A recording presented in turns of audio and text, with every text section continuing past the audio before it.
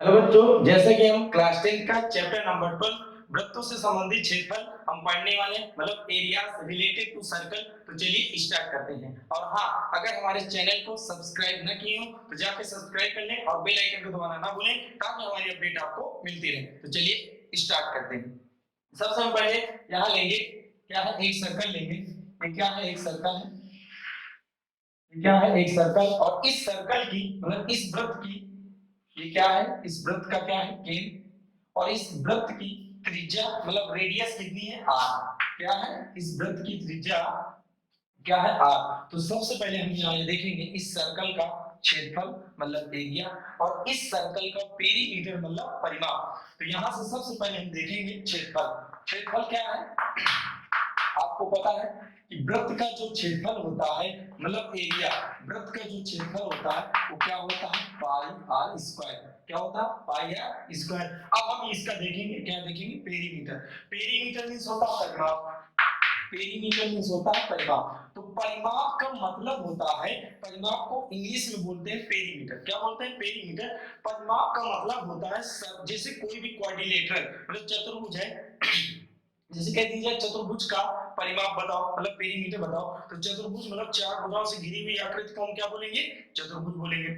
उस चतुर्भुज का अगर हम परिमाप निकालेंगे, सपोज करो ये क्या है, क्वाड्रिलेटरल मतलब ये क्या है, चतुर्भुज।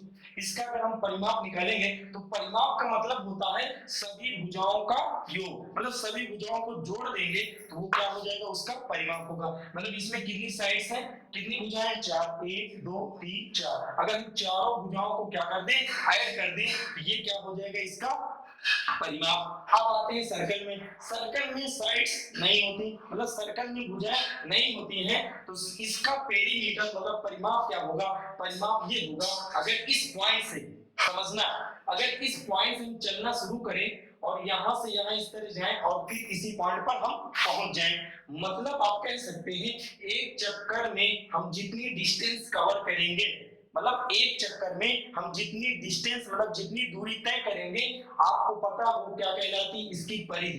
क्या कहलाएगी, परिधि। मतलब अगर हम यहाँ से चलना स्टार्ट करें और यहाँ से चलना स्टार्ट करें और फिर वहीं पहुंच जाए तो ये इसका क्या होगा, परिधि होगा। और परिधि को ही हम बोलते हैं पेरीमीटर। किसका, वृत्त का मतलब सर्कल का। तो परिमाप, वृत्त का परिमाप क्या होगा, वृत्त की परिधि। ये किसके बराबर होगा, वृत्त की परिधि के बराबर। और जैसा कि आपको सबको पता है कि वृत्त की परिधि होती है, क्या होती है, 2 पाई आर। क्या होती है, 2 पाई आर। तो आप कह सकते हैं जो वृत्त का परिमाप होगा मतलब पेरीमीटर होगा वो क्या होगा, 2 पाई आर। तो आप यहां से समझ सकते हैं। अब चलिए इसमें कुछ क्वेश्चन करते हैं तो वहां से आपको अच्छी तरीके से समझ में आएगा।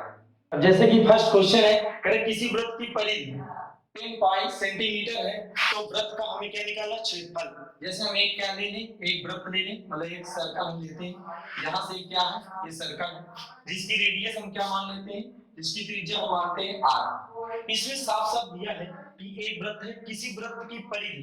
परिधि मतलब इसका होता है इसका पेरीमीटर। परिधि, यहाँ से यहाँ चलेंगे, इस पॉइंट से यहाँ चलेंगे फिर उसी पॉइंट पर पहुंच जाएंगे। तो एक चक्कर में कवर्ड की गई डिस्टेंस, यानी एक चक्कर में जितनी डिस्टेंस कवर करते हैं वो क्या होता है, उसका परिमाप। तो यहाँ साफ साफ दिया है ये परिमाप, और परिमाप का मतलब होता है परिधि। तो यहाँ क्या दिया, वृत्त की परिधि क्या है, 10 पाई सेंटीमीटर। तो यहाँ से परिधि, परिधि कितना दिया है, परिधि दिया है क्या है, 10 पाई सेंटीमीटर। अभी आपको बताया गया कि वृत्त की परिधि क्या होती है, 2 पाई आर। क्या होती है, 2 पाई आर। और इसी को हम बोलते हैं पेरीमीटर मतलब परिमाप। तो ये किसके इक्वल होगा, 10 पाई के। अब देखिए इधर देखिए, यहाँ हम किसकी वैल्यू निकालेंगे, रेडियस मतलब आर की वैल्यू निकालेंगे। तो r इक्वल टू ये क्या होगा, 10 पाई, ये 2 पाई कहेंगे, इसकी गुणन इधर जाएगा भाग में। तो यहाँ से आगे 2 पाई, पाई से पाई कैंसिल, 2 पंजे क्या होगा 10। तो r की वैल्यू क्या आ जाएगी, 5 सेंटीमीटर। r की वैल्यू कितनी आ गई, r की वैल्यू आ गई 5 सेंटीमीटर। अब आपको ये पता है वृत्त का क्षेत्रफल क्या होता है, मतलब वृत्त का क्षेत्रफल मतलब सर्कल का एरिया। अभी हमने आपको बताया है, वो क्या बताया है, पाई आर स्क्वायर। क्या होता है, पाई आर स्क्वायर। तो यहाँ से हम करेंगे क्या, इसको हम वैल्यू रखेंगे तो यहाँ से क्या आएगा, पाई। अब देखो पाई की वैल्यू हम क्या रखते हैं, 22/7, लेकिन पाई एक्चुअल में पाई की वैल्यू एक्चुअल में 22/7 नहीं होती है।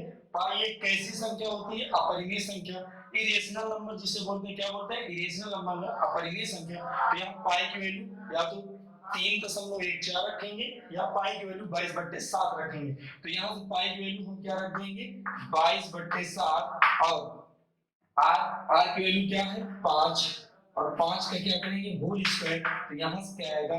22 बट्टे क्या आएगा? 7 और गुणे 5 पंजे 25। तो क्या आएगा? 5 पंजे 25। यहाँ से पूरा कराओ, 25 दूनी 50 और 25 दूनी 50, 50 5 55। तो यहाँ से क्या आएगा? 555/7। और ये क्या है? सेंटीमीटर। यहाँ से क्या आएगा? Centimetre square. हमेशा किसी भी चीज का एरिया स्क्वायर यूनिट में आता है। किस में आता है? स्क्वायर यूनिट में। मतलब जो भी अगर सेंटीमीटर हो तो सेंटीमीटर स्क्वायर, अगर वो चीज मीटर में मापी गई है तो मीटर स्क्वायर, अगर किलोमीटर में मापी गई है तो किलोमीटर स्क्वायर। तो आप यहाँ समझ सकते हैं जो भी एरिया होता है वो हमेशा स्क्वायर यूनिट में होता है। तो ये इसका क्या हो जाएगा? इस सर्कल का क्या होगा? एरिया। और ये इसकी क्या है? रेडियस। तो आप यहाँ से समझ सकते हैं। अब जैसे कि हम एक्सरसाइज 12.1 के क्वेश्चन करेंगे, पहले हम सबसे पहले फर्स्ट प्रायोरिटी देंगे एनसीईआरटी के क्वेश्चन, फिर उसके बाद हम एक्स्ट्रा क्वेश्चन भी करेंगे। तो पहले हम सबसे पहले देखेंगे एनसीईआरटी के जितने भी क्वेश्चन होंगे उनको हम सॉल्व करेंगे। तो जैसे कि यहाँ फर्स्ट क्वेश्चन है, पहले दो वृत्तों की त्रिज्याएं।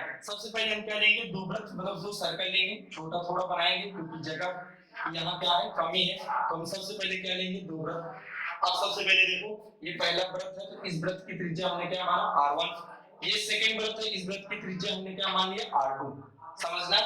कह रहा है दो वृत्तों की त्रिज्याएं क्रमशः। इस वृत्त की त्रिज्या फर्स्ट वाला क्या है? 19 सेंटीमीटर और सेकंड क्या है? r2 कितना है? 9 सेंटीमीटर। कह रहा दो वृत्तों की त्रिज्याएं क्रमशः 19 सेंटीमीटर और 9 सेंटीमीटर है। ध्यान समझना। कह रहा उस वृत्त की त्रिज्या ज्ञात करो, उस वृत्त की त्रिज्या ज्ञात करो। कह रहा जिसकी परिधि, आराम से समझिए, कह रहा उस वृत्त की त्रिज्या ज्ञात करो जिसकी परिधि, एक हम अलग और सर्कल बनाते हैं, छोटा ही बना लेते हैं क्योंकि जगह यहाँ बहुत कम है। और इस वृत्त की त्रिज्या हम क्या मान लेते हैं? r3। क्या मान ले? r3। तो कह रहा उस वृत्त की त्रिज्या ज्ञात करो, कह रहा जिसकी परिधि, मतलब हमने थर्ड वाला क्या लिया? ये क्या है? r3। एक सर्कल लिया जिसकी रेडियस क्या है? r3। कह रहा उस वृत्त की त्रिज्या ज्ञात करो जिसकी परिधि, मतलब इस वृत्त की परिधि इन दोनों, मतलब इन दोनों वृत्तों की परिधियों के योग के क्या है? बराबर। मतलब इस वृत्त की हमें, इस वृत्त की यानी इस सर्कल की हमें रेडियस निकालना है। और इसमें ये कहा गया है कि ये जो सर्कल है, इस सर्कल की जो, इस सर्कल यानी इस वृत्त की जो परिधि है, इन दोनों वृत्तों के परिधियों के योग क्या है? बराबर। तो यहाँ से ध्यानपूर्वक समझने की हम कोशिश करेंगे। यहाँ से ये देखेंगे, ये सबसे पहले देखेंगे फर्स्ट वृत्त की परिधि। यहाँ देखेंगे फर्स्ट वृत्त की परिधि। आपको पता, अभी हमने बताया परिधि का फार्मूला होता है 2πr। वृत्त की परिधि का फार्मूला होता है 2πr1, 2πr। ये फर्स्ट वृत्त की परिधि है जिसके लिए रेडियस, जिसके लिए त्रिज्या क्या है? r1। तो यहाँ से क्या करेंगे? 2πr1। यहाँ लिखेंगे सेकंड वृत्त, क्या लिखेंगे? सेकंड वृत्त की परिधि। यहाँ लिखेंगे सेकंड वृत्त की परिधि। तो आप बोलेंगे 2π, सेकंड वृत्त की परिधि क्या होगी? 2πr2। क्या होगा? 2πr2, क्योंकि सेकंड वृत्त की जो रेडियस है वो क्या है? r2। और यहाँ से क्या करेंगे? थर्ड वृत्त की, यहाँ से लिखेंगे, यहाँ लिखेंगे थर्ड वृत्त की परिधि। थर्ड वृत्त की परिधि क्या होगा? 2πr3। क्या होगा? 2πr3, क्योंकि इसमें इसकी रेडियस क्या है? r3। आप समझिए कि जो थर्ड वाला वृत्त है इसकी परिधि इन दोनों वृत्तों की परिधियों के योग की क्या है? बराबर है, यानी इक्वल है। तो हम यहाँ देखेंगे प्रश्नानुसार, मतलब अकॉर्डिंग टू क्वेश्चन। क्या बोलेंगे? अकॉर्डिंग टू क्वेश्चन, मतलब इस वृत्त की परिधि इन दोनों वृत्तों की परिधियों के योगफल के क्या बराबर। तो थर्ड वृत्त की परिधि क्या है? 2πr3। क्या है? 2πr3, मतलब इस वृत्त की परिधि इन दोनों परिधियों के योग के क्या है? बराबर। तो 2πr1 और प्लस का 2πr2।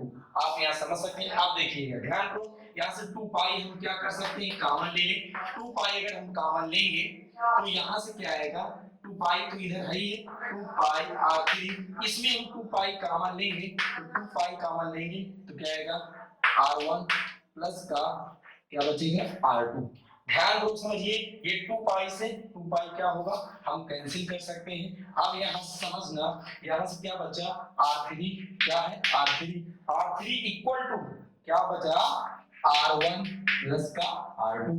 अब आप यहाँ से समझिएगा r1 की वैल्यू कितनी है 19 सेंटीमीटर, कितना है 19 सेंटीमीटर, और प्लस r2 की वैल्यू कितनी है 9, तो यहाँ से आएगा r3 इक्वल टू 19 में 9 जोड़ेंगे तो कितना आएगा 28, कितना आएगा 28 सेंटीमीटर। तो आप यहाँ से समझ सकते हैं कि जो थर्ड वाला वृत्त है, मतलब इस तीसरे वृत्त की त्रिज्या क्या होगी 28 सेंटीमीटर होगी। तो आप यहाँ से समझ सकते हैं। तो बच्चों आज हम यहीं तक क्लास रखते हैं, फिर मिलते हैं अगली क्लास में। आप इसको अच्छे से समझिए, अगर ना समझ में आए तो आप प्लीज इसमें कमेंट करें, और कमेंट करके हमें बताएं कि आपको कहाँ चीजें समझ में नहीं आई। इसका नेक्स्ट वीडियो जल्द ही तुरंत अपलोड होगा। तो चलिए फिर मिलते हैं एक अगली क्लास में, तब तक के लिए बाय बाय, टेक केयर।